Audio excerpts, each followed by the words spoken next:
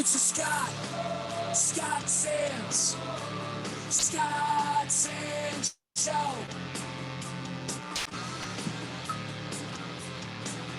Great to have you along. Thank you so much for listening. I'm Scott.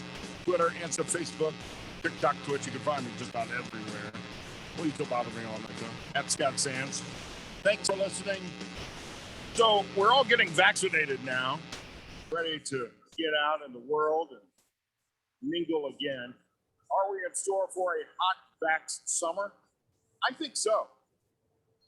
Certified dating, love, and relationship expert Lauren Zoeller is joining us now on the Scott Sands Show. Find her online at laurenzoeller.com. Lauren, always great to see you. You look so great. You're dressed up, ready for this on our Zoomcast. I'm just in here like a bum in a Toledo Mud Ends t-shirt. It's always great to be here, Scott. And I dressed up just for you. This is just for you today. Sure, I appreciate it. I am violating like some of the ultimate rules of dating and not dressing to impress. It's okay. You look great. So when you're out with men, before you, of course, found your current boyfriend, what would you look at like what they were wearing on dates? If you had dressed up like this and you met a guy for dinner and he's wearing a t-shirt, you look down at his shoes and he's wearing old Keds, that's an immediate turnoff, right?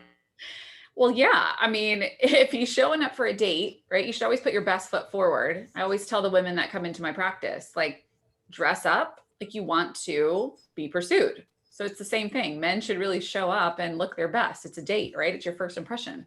That's right. Well, and I did the same thing this weekend. And I've realized that my life as a single man has really come full circle. In high school and college, I had zero game. Man, I had zero game. In my 20s and 30s, I started to get laid. I started to get on. I started to do better in the dating world. Now that I'm 50, I have zero game again. I mean, I think that I have some game, but I have zero game. I went back, I was on the Gulf Coast where I went to high school and college, and a bunch of us from school got together, about 20, 25 of us. And I thought, I have to stand at a friend's house. We're all going to meet for dinner and go dance in the casino. There might be some divorcees that, right? So the guys I was staying with in their house, they're just wearing shorts and t-shirts and, Chuck Taylors. I had to get dressed. You never know who I may have had a crush on in high school that might be single again. So true. So true. Well, and it's interesting. What happened that night? Did you meet anybody? Well, no, I knew everybody, but I did dance for several hours with the girl I took to our high school homecoming dance. I love it. And so did anything happen afterwards? I may have gotten a good night kiss, but I think which is about as far as I got, I think, the night of homecoming in high school too. Oh no. But I'm ready. It's showing that I'm ready to get out there. I'm ready to do new things. We're ready to go dancing and having fun. We're headed into that Hot Vaxx Summer, right? And I think that people are ready to get out. In fact, the information that I've seen is that 70% of single people say they are ready to go this summer and just put themselves out there as much as possible. It's true. It's true. Now that the world is opening up again, right? People are feeling like they're more comfortable going on in-person dates. And this whole influx has also happened recently because people are starting to really talk about the vaccination and feeling safe with now being in someone else's presence in close proximity, right? When before the past year, that hasn't been something that's high on people's list because of the lack of a vaccination. People are starting to tag vaccinated in their online dating profiles. That's something that some people may or may not be looking for. Yes, absolutely. You can actually, on a lot of the dating apps now, you can toggle whether or not you've been vaccinated. And there's even some dating apps that have gone so far as to allowing you to have premium access to the app if you answer whether or not you've been vaccinated. Really? And yeah. I guess people care. I mean, the survey I was looking at, 56% of people say they're looking at, that's one of the first things they're checking for. Yeah. Well, it's become a non-negotiable, right? I mean, if that's something, and I always tell people, when you get on the dating apps, make sure that you know what your non-negotiables are. And if that is something that's really important to you, that should be something that you're looking for when you're actually swiping through on dating apps, or even if you're working with a matchmaker, right?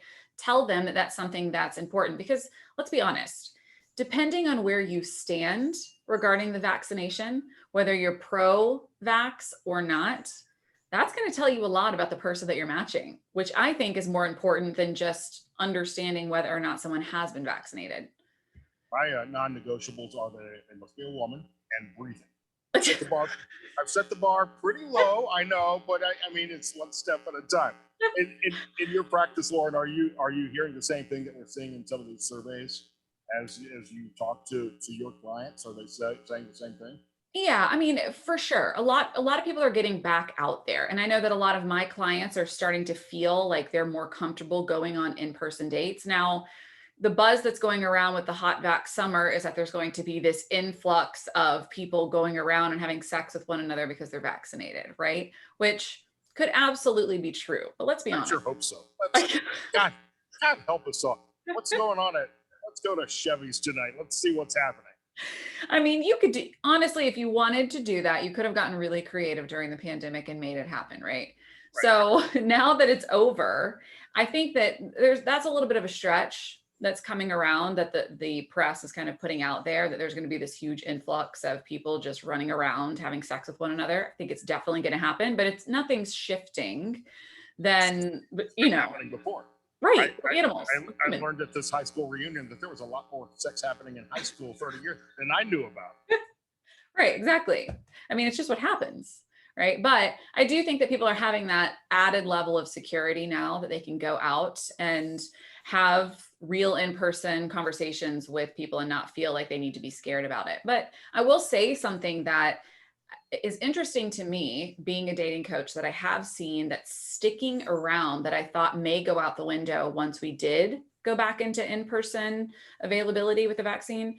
People are really loving the idea of having a video date prior to meeting someone in person still, even though the vaccine is out and you can just go out and meet someone now. They still like that added security of not wasting their time and having to take someone on a date when they can just video chat them first. So that's something interesting that stuck around. I don't know how I feel about that. I think I can be very charming in person. I'm good in the living room, but I'm also can be socially awkward at time on a first date. But right now, I think you and I mean, it's a shame really that I could say, since the sexual tension between you and I. But no, I mean, there's certain, for me, this is what I do every day. So I can be completely phony in this kind of environment and be a completely different person in real life. And I think that maybe it's a good way to get to know somebody a little bit, but you're not getting that true sense of themselves on a video conference date either. I agree. I mean, I'm the same way, especially since I'm very much an in-person type of person, but I think people got used to it, right? Like that was the only way that they were able to meet people was through video. So there's almost this level, this barrier that's been removed where it makes them feel like, okay, well, I don't really have to waste my entire Friday night going to a drink. And if I don't like you, have to hang out for dinner, right? I can line up 5 or 6 Zoom dates in a row and be good. Back to schedule them on your calendar, right? Like meetings in the day. Pull up one of the websites and go to bed. Exactly. LAURENZOELLER.com to find Lauren's website. So as people are hooking up, getting back out and dating, the Hot Vaxx Summer, do you think one night stands might be a thing of the past? Are people looking for more of a serious relationship now that they realize they just spent 15 months by themselves? I think nothing's changed, right? I mean, the dating world is the dating world. People still are going to go out and have too much to drink and go home with other people and have one night stands. Now, God bless them. Thank God. Well, here's the deal though. You're in the market of wanting a real relationship, I think. Me? Yeah. Yeah. So if you are, and that's your intention, chances are you're probably not going to go out and have a one night stand, right? But you need to be clear on that on the front end, or else you're going to be super disappointed when you show up for the date and they're not there for an actual relationship. That's not their intention. I wonder what the breakdown is between sexes that are looking for something serious and something very casual. I wonder, and maybe it's based on demographics as well. The older you get, you may be looking to settle down, or if you just got out of a marriage or something in your 40s or 50s, maybe you're definitely not looking for another relationship again.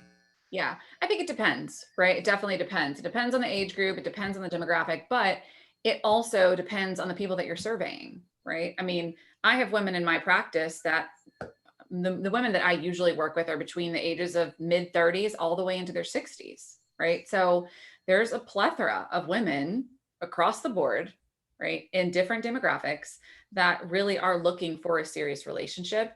It's all about who you are internally and the way that you're putting yourself out there in the world, the way you view yourself. If you don't love yourself, there's no way someone else can come in and love you, right? And that is going to be, you're going to put that out into the universe. Like, we can pick up on that as women and as men. We can pick up when a woman or a man is not confident in who they are, right? We can tell when they don't love themselves. So that's the first thing. Second thing, if you are looking for a serious relationship and you're hanging out on Tinder all day, which is mainly a hookup app, you're probably not going to find the person that you want to do life with, right? So it just depends on where you're looking and who you're surveying. How confident do you think I am in myself? I think you're very confident. Very confident. At one point, I had a lot of game. Did I mention that? Yes, Not much recently, but at one point I really shot my shit way out of my league. So this is a fun story. How many Americans do you think say that they're a good kisser? As a percentage of the population, how many Americans believe that they are a good kisser? Well, that's a hard one because, I mean, I would say the majority of the population probably thinks they're a good kisser, but the verdict is, are they actually a good kisser? And who's there to be able to prove that? So I don't know. Give me I would love to hear what it is. Two-thirds of Americans believe that they are a good kisser. Wow. Which is kind of, I mean, I actually thought that I would agree. I would think that people would have higher expectations of themselves than that. I mean, because the thing is, it depends on who you've kissed and who has told you that you're a good kisser, right? Like, if you think you're a great kisser, but yet someone else, I mean, that's really subjective. That's a subjective survey. You think so? I think if you're a bad kisser, you're a bad kisser. That's very true. But what if your bad kissing is actually really great to someone else? That's sad then. That's sad for them. They probably have never had a good kiss if they would think that. It's very true. That's very true. There's a lot of pressure on that first kiss though too. You might screw it up if you're worried, if you're nervous, if you're stressed out. You might need a second chance. I think, and I don't know about for you, but I certainly to this day remember my first like real kiss. Do you? I do remember mine, and it was not pretty. There were braces involved. For both of you? No, just for one, but it was still really bad. It was really, really bad. What about you? It was on I didn't have my driver's license yet. It was, we went to the movie Streets of Fire, really underrated movie in the 1980s. I believe, well, there may have been an earlier kiss in like 5th grade, but I'm going to say this was like 8th grade with someone I went to high school with, dropping her off, my friend's Camaro, and yeah, I remember exactly where it was in Long Beach, Mississippi. Was both on both sides? Was it bad, or was it just bad on one side? I didn't say it was bad at all. Why are you implying that I'm a bad kisser all of a sudden? I have enough problems as it is, Lauren. I don't need you implying that I'm a bad kisser too. I thought you were saying that it was a bad kiss, that you were saying it, because mine was horrible. Mine was awful. The braces were not good. Sorry to hear that. We're talking with Lauren Zoeller, a certified love relationship dating coach, LAURENZOELLER.com. Real quick, then I'll let you go. I know you're busy. There is a Reddit thread of things that guys think are attractive, but really are not. Things that guys think women want, and you really do not. See if you agree with any of these. Calling your exes crazy. Hands down. Yeah, don't do that. Why would you ever do that? Just don't talk about your exes. Like, you can talk, don't talk about them. There's no need for it. Loading up on cologne, jewelry, or hair gel. Yeah, that's, I mean, I love a good smelling man, but pump the brakes on all three of those. Agreed on that one. What's your favorite scent? Ooh. I don't know. That's a hard one. I don't know. Come back. Let's circle back to that one. Fair enough. Male nudity. Anything related to male nudity, guys think you want to see the D-pics. You, as women, you really don't. Let me just, if you are listening to this interview, quit sending inappropriate pictures to women. I don't care if you are not in a relationship or if you are in a relationship. We never want them. Ever. Ever. Yeah. And they really don't need to be out there in the wild. No, they don't ever. Like